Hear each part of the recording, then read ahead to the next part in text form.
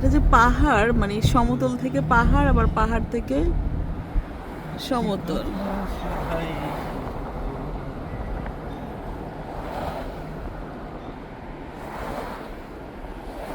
বুঝছো, পাহাড় যে কত পাহাড়, কত গহীন পাহাড়।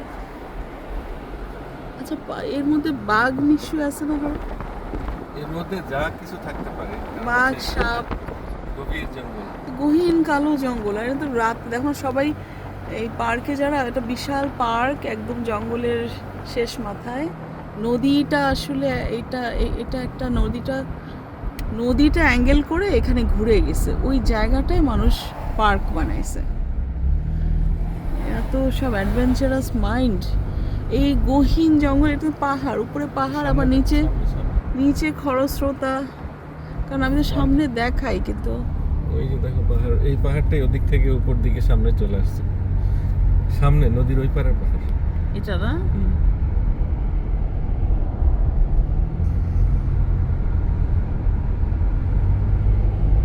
চিন্তা করো, মানে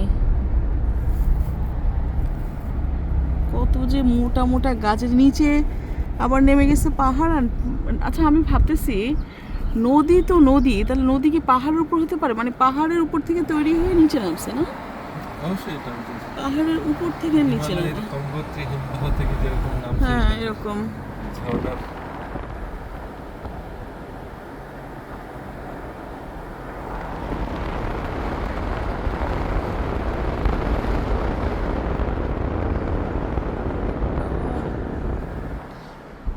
এখানে আবার কি সুন্দর রাস্তা, দেখেন রাস্তা বানানো আছে। এটা একটা পার্কিং, গহীন, এটা একটা পার্কিং না?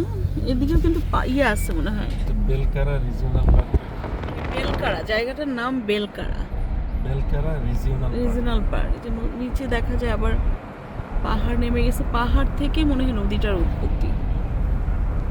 হ্যাঁ, আমরা যে পার্কটাতে গেলাম ওখানে কিন্তু নদীটা ওই ল্যান্ডেই দেখা গেছে না? কোনটা? ও, ওয়াকিং ট্রেনও আছে, মানুষ তো হাইকিং টাইকিং করে।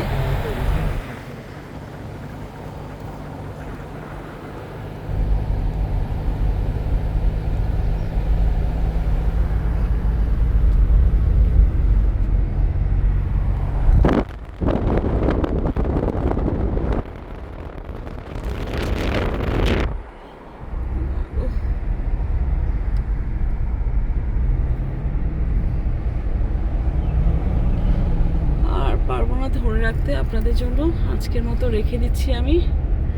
আমার আসলে স্পেস খালি হয়ে গেছিল, আবার স্পেস কিছু খালি করলাম, মানে ঘুরে গেছিল। রাঙামাটির আঁকা বাঁকা পথ, কিন্তু এরকম কার্পেটিং করা রাস্তা কি রাঙামাটিতে আছে? নিশ্চয়ই আছে, তাই না? আর এত এইটুকু রাস্তা রাঙামাটিতে এইভাবে নিরিবিলি জেলে তো মানে হাইজ্যাক হয়ে যেতে হবে, তাই কি?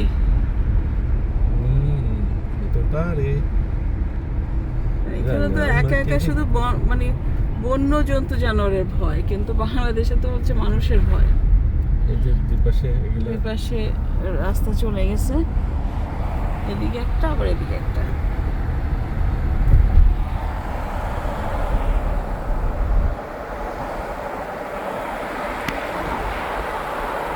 নিচে আবার কারেন্টের লাইন, বুঝছো, ওই পাশ থেকে। মানে এখানে রিমোট বলে কোনো জায়গা নেই, এটার মধ্যে তোমার